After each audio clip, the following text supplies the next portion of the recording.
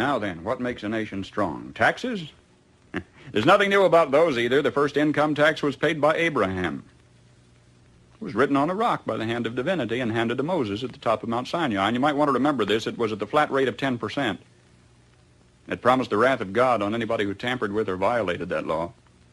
Christ was born in Bethlehem because Joseph was on his way to pay his taxes. Joseph was a relatively well-to-do landowner of the house and lineage of David.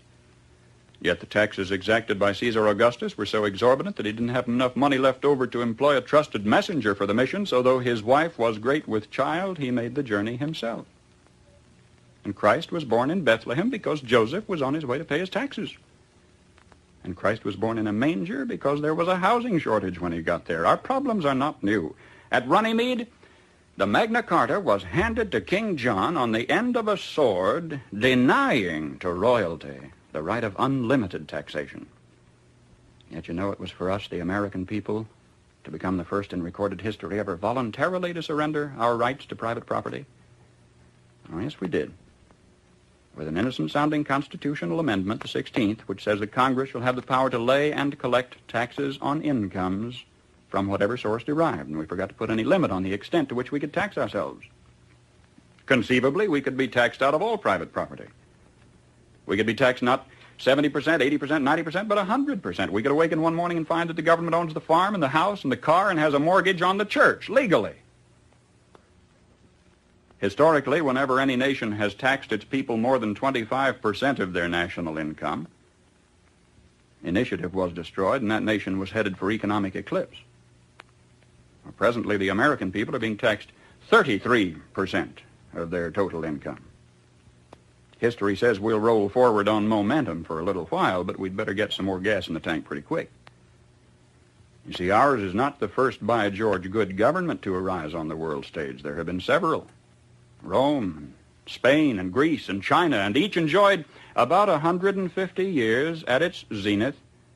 That's just about our time in the New World. And then each decayed away.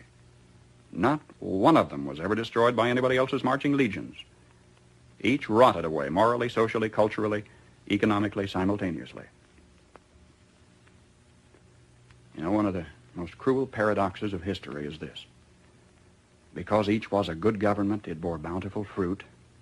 And when it bore bountiful fruit, the people got fat. And when they got fat, they got lazy. And when they got lazy, they began to want to absolve themselves of personal responsibility and turn over to government to do for them things which traditionally they had been doing for themselves. At first, there appears to be nothing wrong in asking government to perform some extra service for you, but if you ask government for extra services, government, in order to perform its increasing function, has to get bigger, right? And as government gets bigger, in order to support its increasing size, it has to what? Tax the individual more, so the individual gets littler. And to collect the increased taxes requires more tax collectors, so the government gets bigger, and in order to pay the additional tax collectors, it has to tax the individual more, so the government gets bigger and the individual gets littler. And the government gets bigger and the individual gets littler until the government is all-powerful. The individual is hardly anything at all. The government is all-powerful. The people are cattle. Now, some believe that the need is for a vigorous, strong man to arise on the scene, to regulate and regiment the affairs of men. Yet history tells us there have been several such. Once upon a time, there was a nation great and powerful and good. She was suffering from the aftermath of war, from a depression. And then came upon the scene a leader, an idealist, self-confident, intolerant of criticism.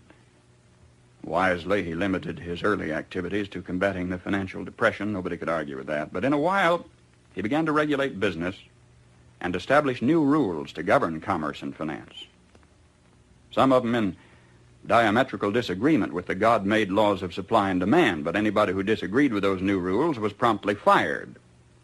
The new leader saw that under the old system of free enterprise, landlords prospered, so he levied new taxes to take away their profits and destroy what he called the monopoly of capital. To please laborers, he controlled prices. To win the favor of the farmers, he gave them loans and subsidies. The national debt mounted alarmingly. Whenever anybody tried to tell him that governments, even as people, can go broke when they spend beyond their incomes, he said they just didn't understand deficit finance. Well, what do you say? Did he build on rock or on sand? I say on sand. For you see, this was the story of Emperor Su Tongpo, who led China to its doom more than 1,000 years ago. I am satisfied with all my heart that if Uncle Sam ever does get whipped, here too, it will have been an inside job. It was internal decay. It was not external attack that destroyed the Roman Empire. Starting about 146 B.C., internal conditions in Rome were characterized by a welter of class wars and conflicts, street brawls, corrupt governors, lack of personal integrity and moral responsibility. About 290 years after Christ, a Roman emperor named Diocletian took over. He really grabbed the bull by the horns. He took over in a period of turmoil and severe depression. The first thing Diocletian did was call in the gold and close the banks and raise the taxes. He reduced the power of the Senate, delegated its power to a lot of little government bureaus. Do you know they even had a Transportation Act back there prescribing the fee required to rent one laden ass per mile? And at today's rate of exchange, it would have amounted to about 1/8 cent per mile, which meant that in order to make a profit, a jackass would have to carry 5 passengers. That was simply beyond the capacity of the jackass. Diocletian put millions of people on the public payroll, but when this failed to do the job, the country was still in trouble. He asked more personal powers for himself. For a brief while, incidentally, they were standby powers, but then he used them all at once. He froze wages, he froze prices, he froze jobs, he stopped profits, he dictated to the farmer what he should plant, when and how he should sell it, and for how much, and he rationed food. And what happened? The labor market closed down. Incentive was gone. Farm life became dependent on bureaucratic red tape. Exorbitant taxes cost the farmer his land. He kept for himself only a small plot on which he might grow turnips for his family. He lost the rest of it to the state. And without food and with incentive gone, city life stagnated and declined. And Rome passed into what history has recorded as the Dark Ages, lasting 1,000 years. Just by turning to the left, the world has gone in circles. A nation would evolve from a monarchy into an oligarchy, from oligarchy to dictatorship, from dictatorship to bureaucracy, from bureaucracy to pure democracy, where finally the people would cry out from the chaos and confusion of the streets, "Oh, please, God, give us a king," and God would give them a king, and they'd have a monarchy again and start the whole silly cycle anew. Now, either we will profit from the errors of their ways, or it follows as the night the day, our children are going to have to relive the Dark Ages all over again. How come, after thousands of years of experiment, our new nation has come so far so fast? All this in less than 200 years. What is the secret of our success? Well, I think it had to do with a basic American's creed. Perhaps it never passed the pioneer's lips in this form, but if it had, I think he would have said something like this: I believe in my God, in my country, and in myself. I know that sounds like a trite, too simple thing to say, and yet it's a rare man today who will dare to stand up and say, I believe in my God and my country and in myself, and in that order. When the early American pioneer first turned his eyes toward the West, there were only Indian trails, or traces as they were called, for him to follow through the wilderness. Do you know today you can roller skate from Miami to Seattle?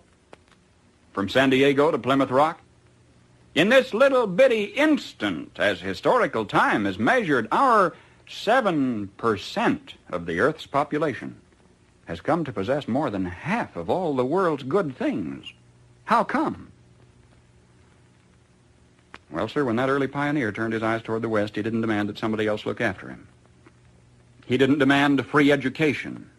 He didn't demand a guaranteed rocking chair at eventide. He didn't demand that somebody else take care of him if he got ill or got old. There was an old-fashioned philosophy in those days that a man was supposed to provide for his own and for his own future. He didn't demand a maximum amount of money for a minimum amount of work, nor did he expect pay for no work at all.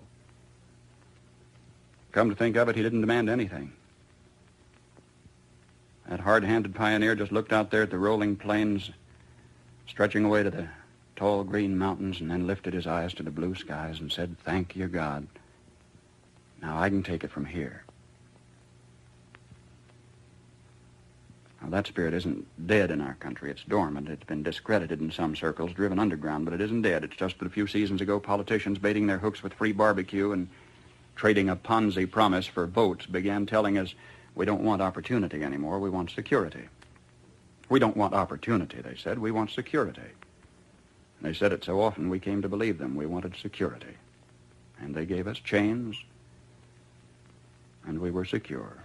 Suddenly, with our constitutional guarantees depleted, with our national character eroding away, with our tax laws penalizing those who dare to prosper, with workers concentrating on how little they can get by with instead of how much they can produce, suddenly we looked overhead one day to discover that the first tin moon in space was a Russian accomplishment, that free men dragging their feet had been outdistanced by slave workers dragging their chains.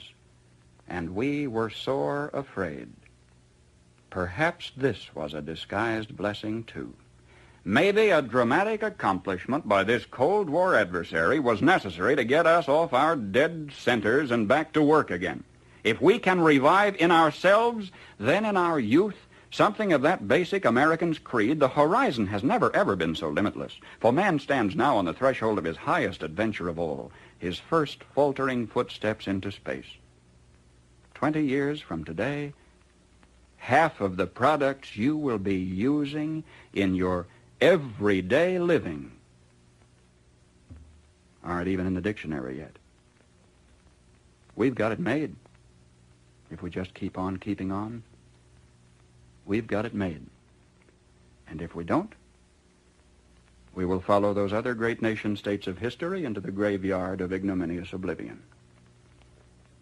History promises only this for certain. We will get exactly what we deserve.